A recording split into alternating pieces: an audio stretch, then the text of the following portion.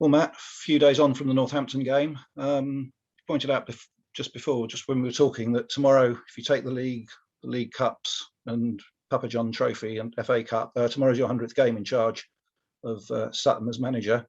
Looking back at last Saturday's game at Northampton, there can't have been many better in that 100. No, it was a splendid performance, a performance certainly up there, and a result we thoroughly deserved, and maybe should have been more on the day.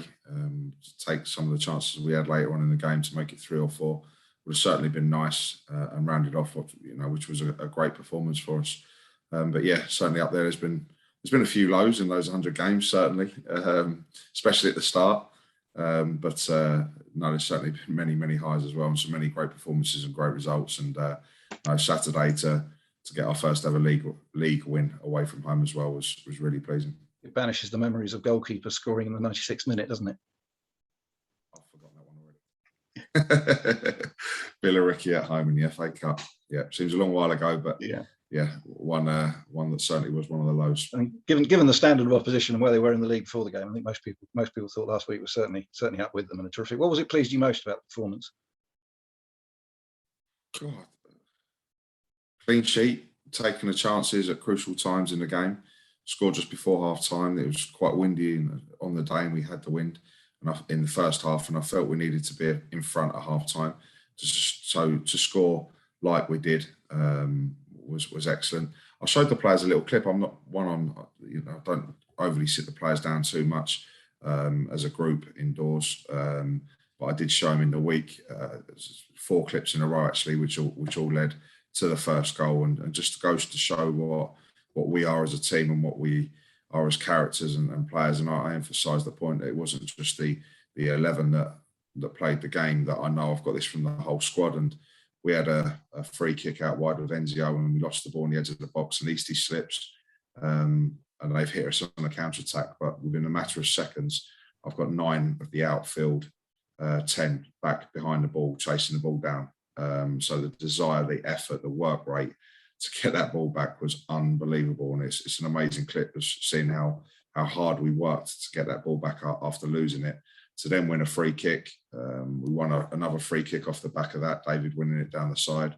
Rob puts a great ball in, we win the corner, and we go 1-0 up from a good ball from Enzio, and Kizzy getting his first league goal. And it was just me emphasising again on that spirit, that work rate, that desire has led to us winning that initial free kick, and the threat that we are from set pieces has led to us, eventually getting that first goal, and a crucial goal away from home before half time, and then a really good move, a good passing move to. I think we're a threat in many ways to score a goal, and as many ways we can. And then suddenly, we picked it up. Rob's fed Enzio inside to Bennett. Bennett slid Wilson through, and a great finisher that he is, and he capitalises on the chance, and suddenly we find ourselves 2-0 up. So I was really, really pleased with the goals and the clean sheet and individual and team performance all round. And we've said all along about being able to celebrate that first away win with the supporters, and it looked like great scenes at the end in front of them in the rain. Yeah, exactly. In difficult conditions, the wind, the rain, travelled in their numbers, very, very vocal. We as a club, supporters, players, staff, everyone managed to silence their crowd, who I thought were very noisy at the start of the game, but we soon got on top of that, quiet them down, and from probably the 20th minute on, all we could hear is our supporters, and they were very, very loud and supportive on the day, and we thank them for their travelling up in numbers and their support, and we look forward to seeing that, which I expect to be another large crowd there tomorrow. Moving on to tomorrow, it's obviously been a positive week in training. The players will have been upbeat after Saturday's result, but looking to tomorrow against a side that's in better, the only side that's in better form than we are over the last 6 games in League Two. So obviously going to be a tough game. Yeah, they didn't win in their first 4 either, a bit similar to us. But then they've gone on a really good run, again, similar to us. So they're the form side. We're right up there with them.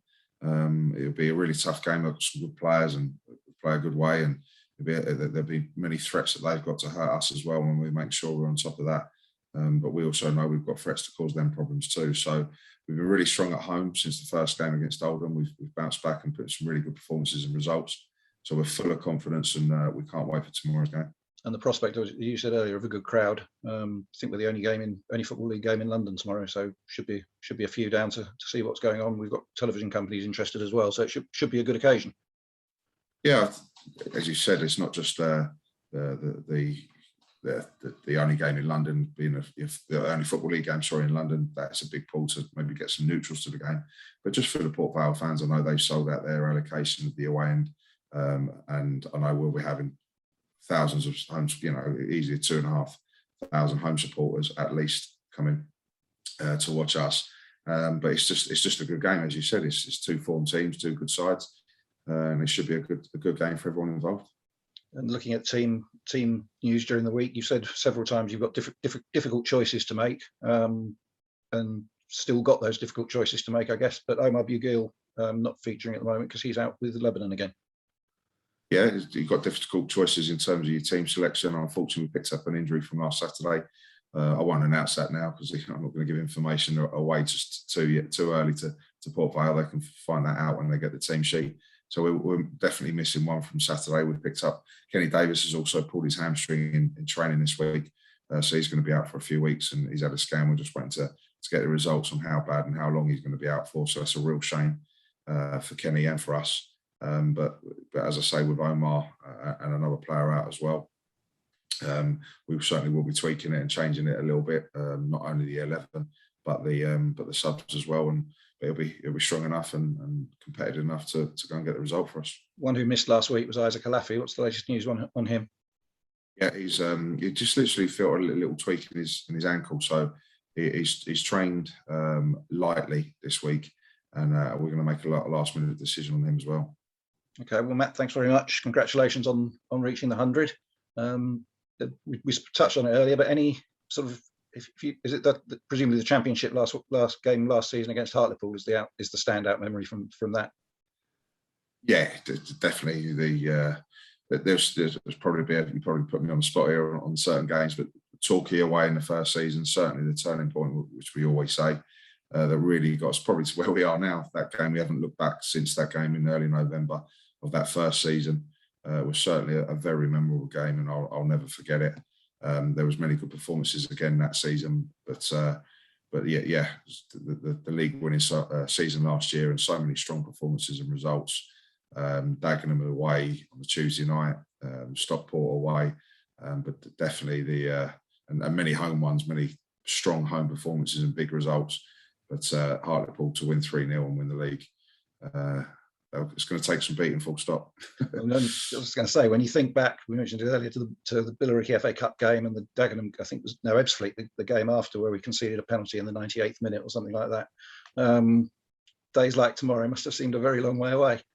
Yeah, they do, and they do seem a long time ago, and certainly a hell of a lot's changed there with myself, with the staff, the players, the club. You're walking in now and the pitch, and I've just gone to the ground after training and just popped in there, and there's so much change going on, and this club's only moving in the right direction, and there's hopefully many more exciting games, exciting times ahead. Well, let's hope that one of them is tomorrow against Port Vale. Thanks for talking to us, Matt, and we'll see you tomorrow. Brilliant. Cheers, Tony. Thanks a lot.